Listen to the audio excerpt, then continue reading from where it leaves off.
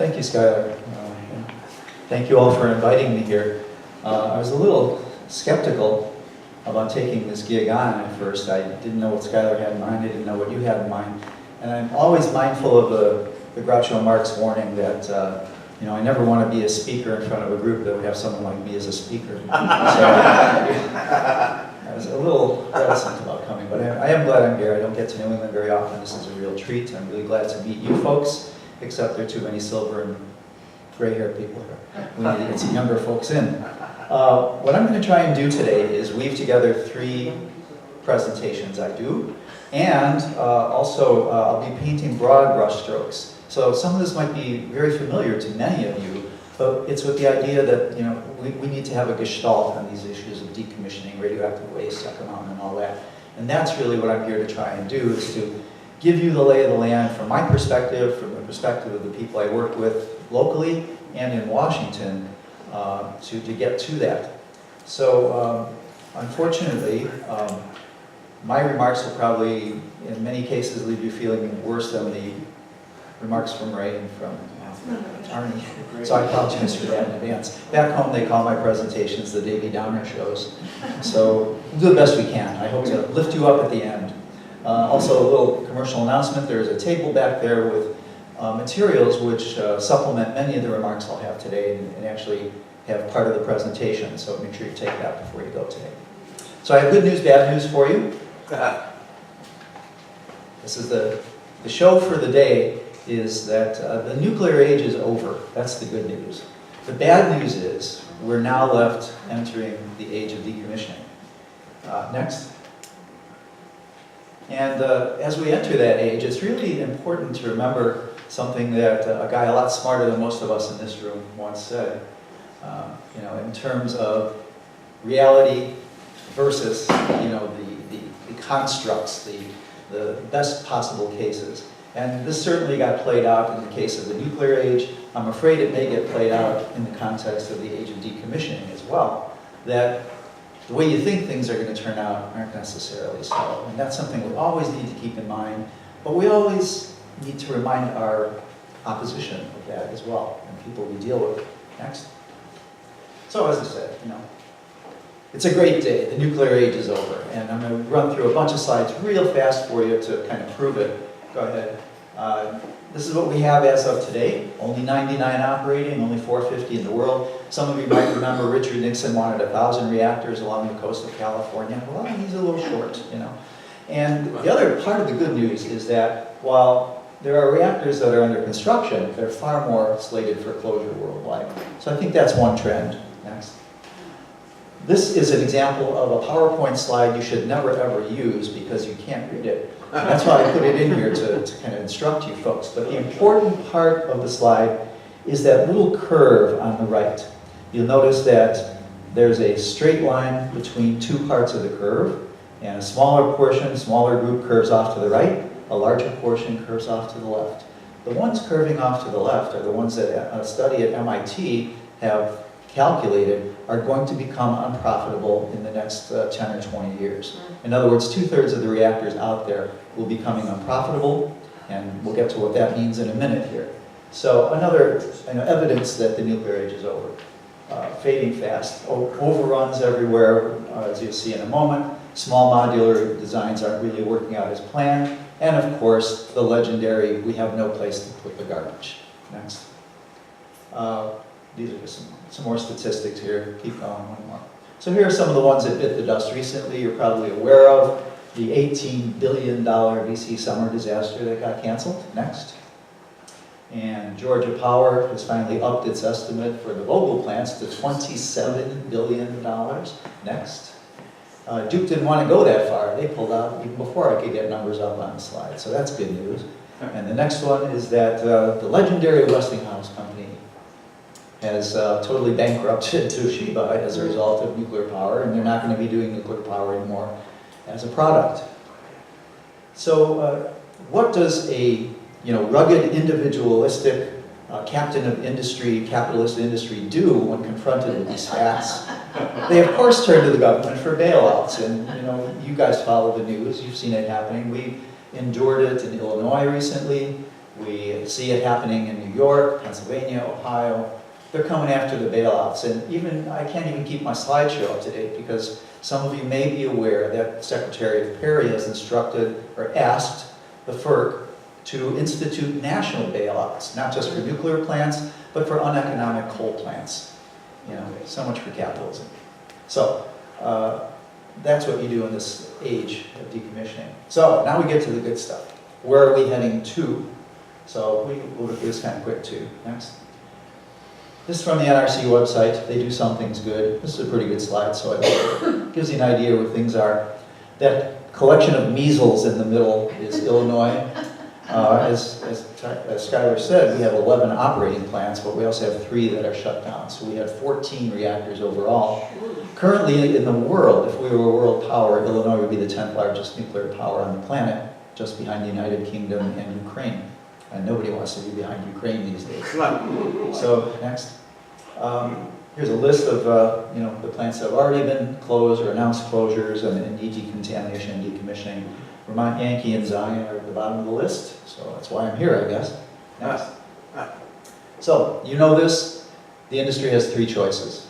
You know, you tear it apart, you store it forever, or you cover it over. And we're in the tearing apart philosophy, apparently, both in Illinois here and in Vermont. Next. I tell people and tell audiences it's very important as we move into the age of decommissioning to be very clear on the distinction between disposal of high-level radioactive waste and storage of high-level radioactive waste. This is a very important legal distinction written into the 1981 law, and you'll see that the reporters frequently interchange these. You'll even see some of our environmental colleagues use the 2 very carelessly. So I'm kind of cautioning you to be very precise in your language, and particularly on these 2 words. Disposal, permanent. Storage, allegedly temporary. So, next. So, what does the age of decommissioning leave us? Currently, about 75 to 80,000 tons of high-level waste scattered around the 70-plus sites around the United States. It's also important to mention to folks that while some parts of the nuclear industry are urging the fact that we have a crisis, we have this radioactive waste, we have to have a place to put it, centralized interim storage, Yucca Mountain.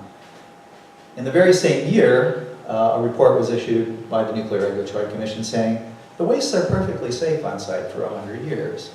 So the question to ask regulators, public utility commissions, reporters is, which time was NRC lying? They're 2 incompatible statements. So you have to really point that out. This is another one of those very bad PowerPoint graphics, and the good news is there's a sheet on the table, you can take this home with you. Because legislators sometimes have an attention span and understanding value that fit about here, I put into a graphic format what the age of decommissioning looks like. Essentially, a reactor closes, the spent fuel is orphaned, it's got to stay somewhere, stage 3, and it's got to be disposed of, stage 4. The difference here, though, is between what the industry and government wants to do and what the rest of us as environmental and world-conscious people want to do. Those folks want to close reactors. The spent fuel will sit around on these, we call them bowling pin pads at the dry casks at the facilities like Zion and elsewhere, because they're lined up very neatly, painted white, targets on the top.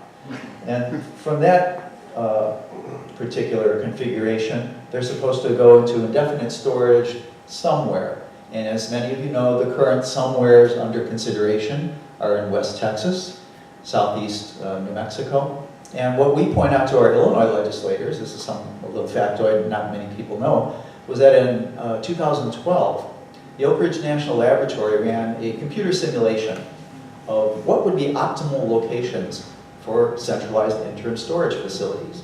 And they started out with the first facility being allocated specifically for reactors that are orphaned. The waste is orphaned. Reactors are closed, whether they're torn down or not.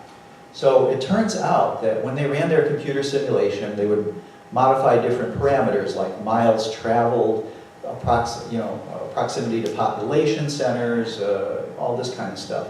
In about 14 out of 15 simulations, The optimal location for a single CIS for the orphan facilities is in north central Illinois, which really gets the attention of our delegation all of a sudden, I don't know about you guys. So we point that out. And that's what the government wants to do. They want the CIS sites, and then as you also know, one of our brain-damaged representatives in the Illinois delegation is now pushing to get money again for the Yucca Mountain project. So that's their final disposal. Ours is the bottom. And that's what we're going to get into in some detail here. And we'll see what details match up for Vermont Yankee, Zion, and some of the other locations. We want the reactors closed. Hell, we didn't want them open to begin with. But we want them closed. We don't want any bailouts. We want to enact what's called just transitions for communities, especially the communities that have operating reactors, so that you can create a pool of money in advance of closure, which would guarantee that the tax base would be protected, public services would not be disrupted, and workers would have a chance to get a new economy located locally. We also want the waste communities, the ones that are left with the orphan waste, to be compensated for becoming a de facto radioactive waste dump, which they did not sign up to. Second thing we want, the spent fuel, we wanted to put on-site in hardened on-site storage, and I'll get into some detail of that a little bit later. So I think most of you are familiar with that concept.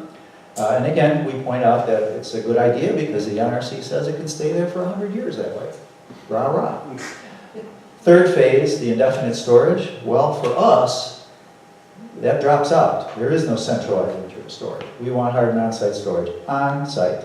We need to make whole the communities that are economically disrupted in that period, and then we need to do real science to select the fourth phase, the permanent geological repository.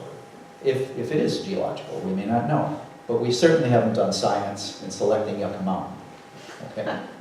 So that's the contrast, and it seems like the staffers at least get this, and they like the fact that it's in a pretty graphic. They deal with graphics and bullet points. Paragraphs, their mind explodes. Next. So, industry game plan. As we started out, they want bailouts for the old reactors, they want CIS, they want Yucca, and here's the thing that doesn't get talked about a lot, but it's suspected heavily. Why would you want a centralized interim storage facility somewhere to bring all the waste to?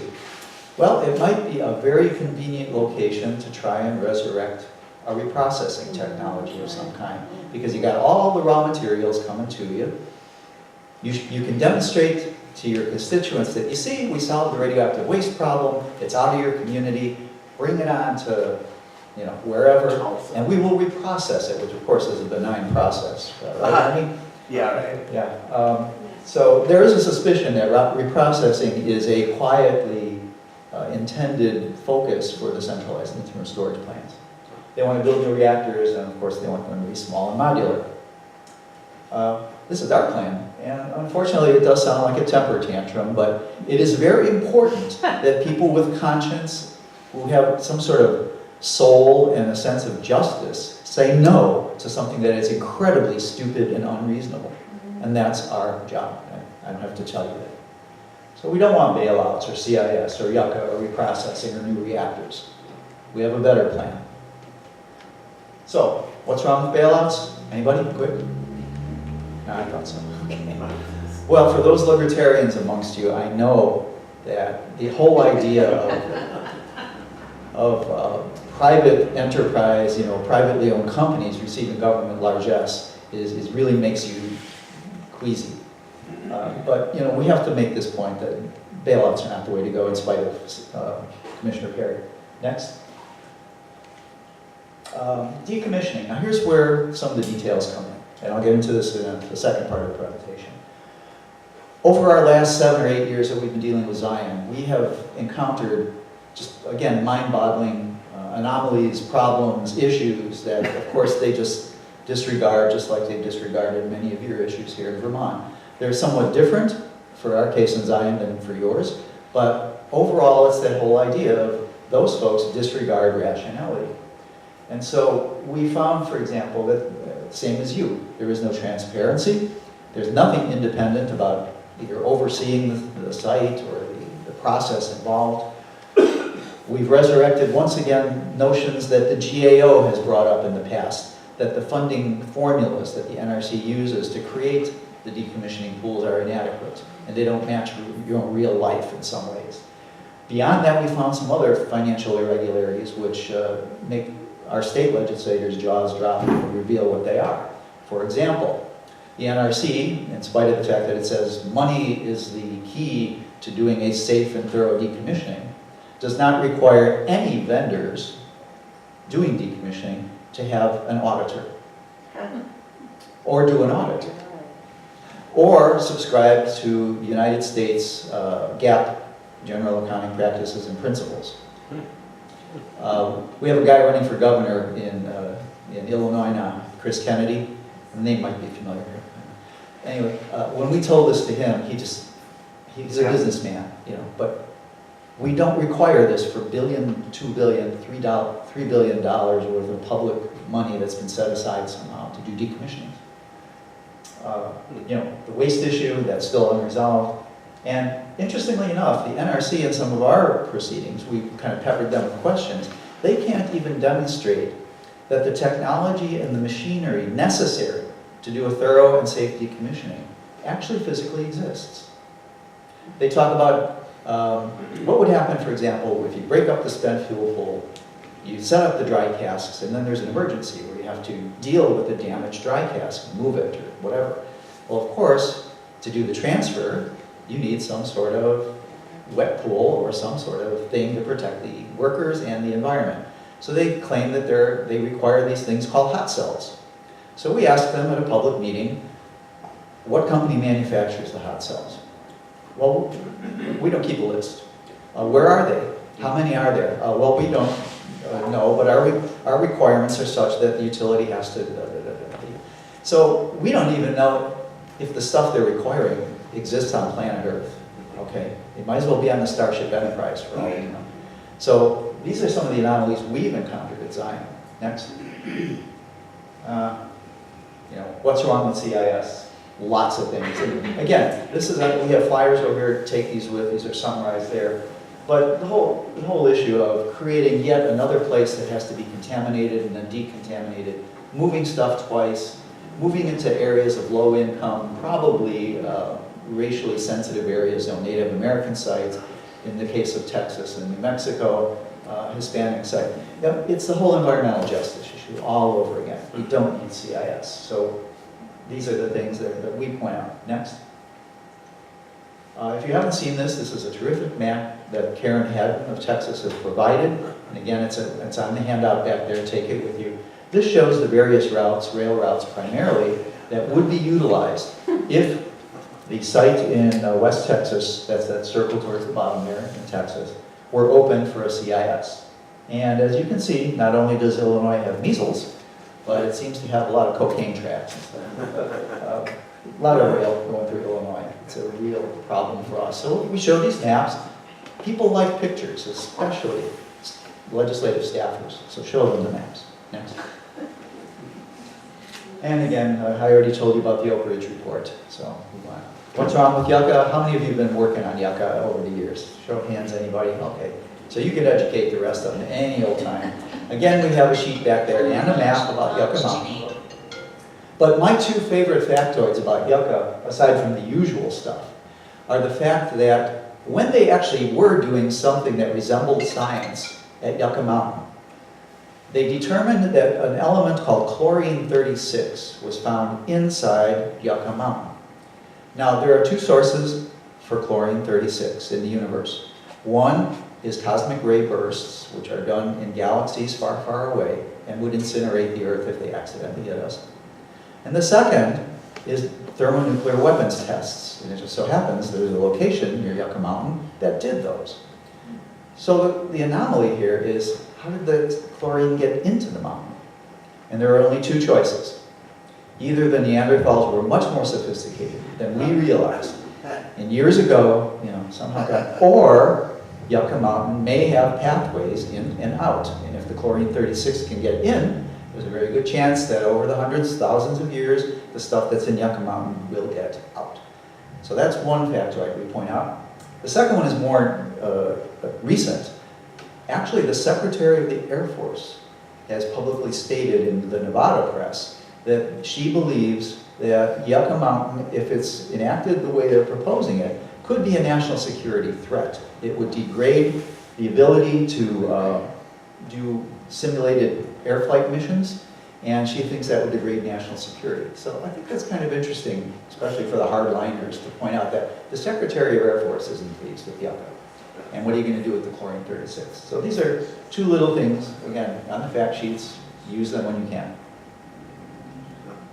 Shipping routes again, maybe you've seen this. This is the updated map. That's on the reverse side of our Yucca Mountain flyer.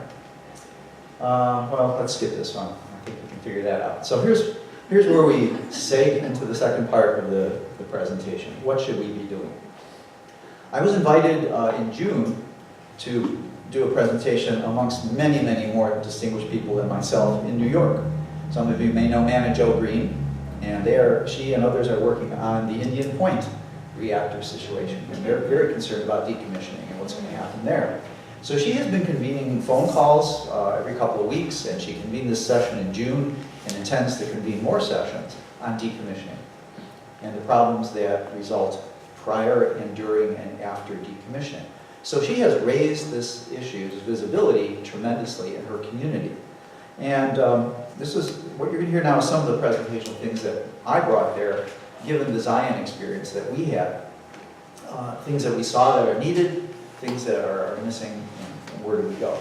So this is where we start going with the broad brushstrokes, because what you should be feeling right about now is that decommissioning isn't a little box here, and Yucca Mountain's not a little box there, and CIS over here. This is a continuum. It's a continuum of process, it's a continuum of technology, and we have to examine it in a more kind of holistic gestalt way, because one of those boxes always affects the other in some capacity. So I want to start with decommissioning even before the reactors are closed. So the first thing that came up is the issue that you may hear this phrase in the future of just transitions. Anyone hear of this phrase? I'm just curious. Okay, a few of you. It's actually been around a while, but in the context of other environmental issues. What we're getting at here is that in the case of the nuclear industry, or even the coal industry, any extractive industry, when they close down, communities are in an uproar, because chances are it's been a small community that got about 90% of its tax base from the big plant in the neighborhood. And of course that causes chaos. That caused chaos for the Zion community back in the late 1990s. They lost 55% of their tax base overnight, and they still haven't recovered. There are still economic effects in that community from that inability to provide support in advance. So our position, and we've used the Exelon bailout debates as a way to interject this into the discussion in Illinois, our position is before a reactor closes, they must enter into a contract with the local community. This must be mandated from the state government that you will provide a just transitions plan. Details are negotiable. That's, we really got to sit down and think about some of those. But the idea is you create a pool of money that is escrowed and is not available until the reactor closes. When it closes, when the license is terminated, the money is available partly to protect the tax base that's going to get whacked, because it will, and partly to be used for economic redevelopment, to bring in new jobs, new industries, worker retraining. And it's got to be a partnership between the community and the utility. Now, I know those of you are saying, well, where's the leverage, right? Because I'm sure you've had a lot of fun dealing with these guys here at BY. We've had the same situation. We deal with Exelon. I mean, they're the big boys right now. But we use the bailout as kind of a leverage piece. We say, we were suggesting to our colleagues and friends and our legislators, you don't even sit at the table with these guys to talk about bailout until they have a just transitions in place. So this is where we start getting political. And just transitions is a political piece. So that's the first big hunk. We can go into some details later, and I invite you to take some of our papers on this. These will be too small to read, so I'll just yak. Go ahead. Yeah, just transitions. So here's what the second one is a concept that I mentioned earlier. It's called Make Whole, and it's again for the orphaned waste communities. These are the ones who became suddenly de facto high-level radioactive waste dumps because we don't have the magic hole in the ground. We're arguing, and many mayors are starting to argue, that they should be compensated for the economic damage having a high-level waste dump in their front yard does to the community. I mean, let's face it, not even Donald Trump would build a hotel next to the waste dump at Zion. As dim as he is, there's a reason for this. So, all right. But you get the idea. You know, they're an anchor on the community, and it really has serious, serious problems. So it turns out that we, meaning the folks in Illinois, I've been working with the mayor of Zion on this for the last 2 years now, we have gotten the senator from Illinois, Sammy Duckworth, and the representative, Brad Schneider, to introduce federal legislation, S. 1903, calling for a make-whole mechanism to be put in place for these orphaned communities. So, part of it is a mixture of incentives and tax breaks, but then there's a $94 million pot of gold that's available to those communities over a 7-year period. We know it doesn't have a snowball's chance in this Congress, but you got to get it out there now so that when the responsible people ever do come back to Washington, we can say, this makes sense, you know, let's talk about this. So we have to develop the vocabulary, we have to own the dialogue, we have to own the propositions and the plans so that they can say, oh, they don't know, they don't have a plan. Oh, sure, we've got a plan. Since 2002 here in Connecticut, we had Haas. Now we have this. And it also turns out that Representative Tulsi Gabbard of Hawaii has recently introduced a bill for just transitions for fossil fuel communities. And we have approached her office to see if she would be willing to include nuclear communities in that. So it's in the works, but we have to do the homework back here, whip up the support with your local delegation, our local delegation, to become co-sponsors to these bills and push them. Again, they're back at the table there. We covered workforce training. You can move on.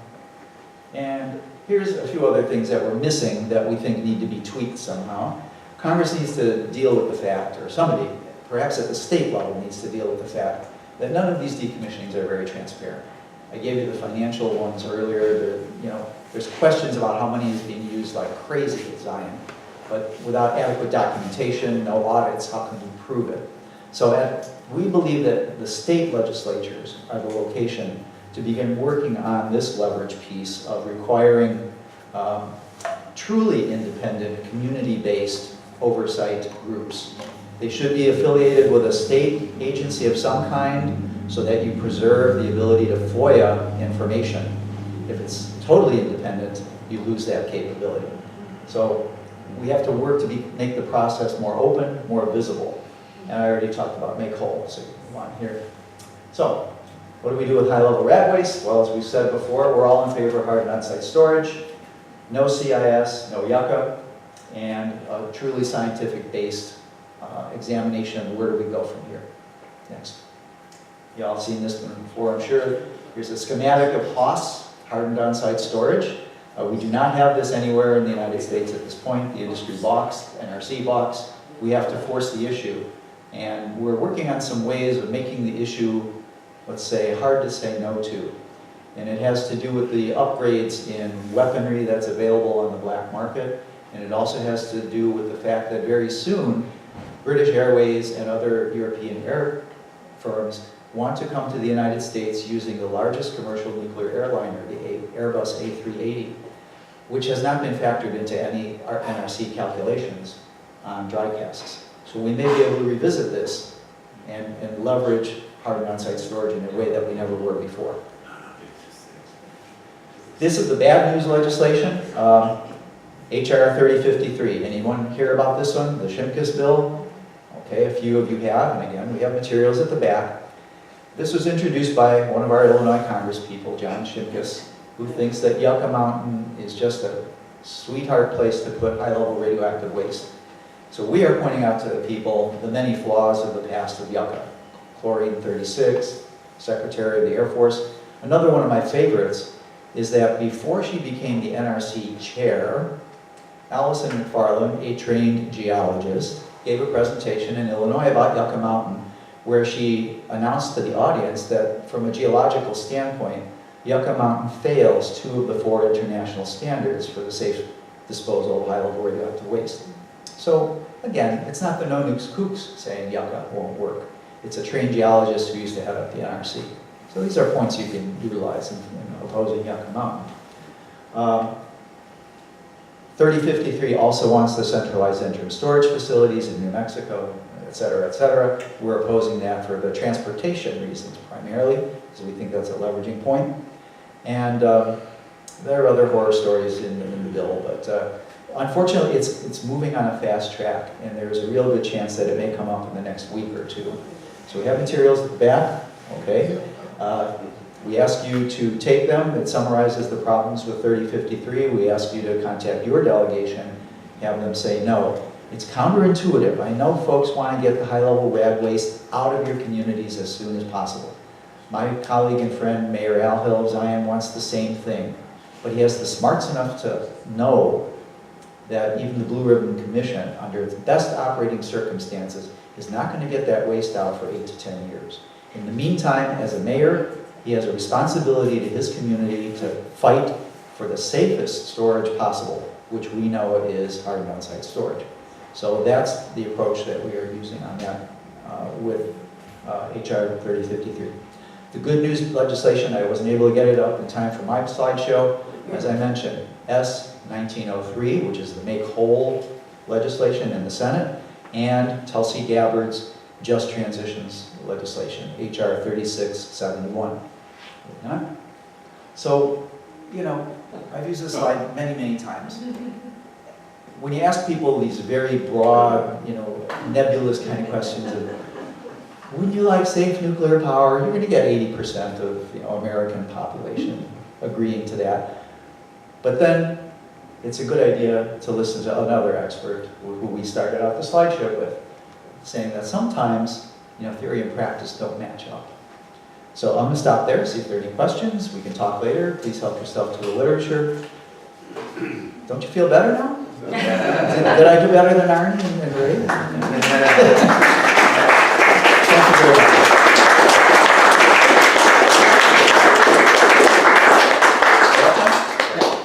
Question? Over here. What's the difference in cost between a regular dry cast versus hardened?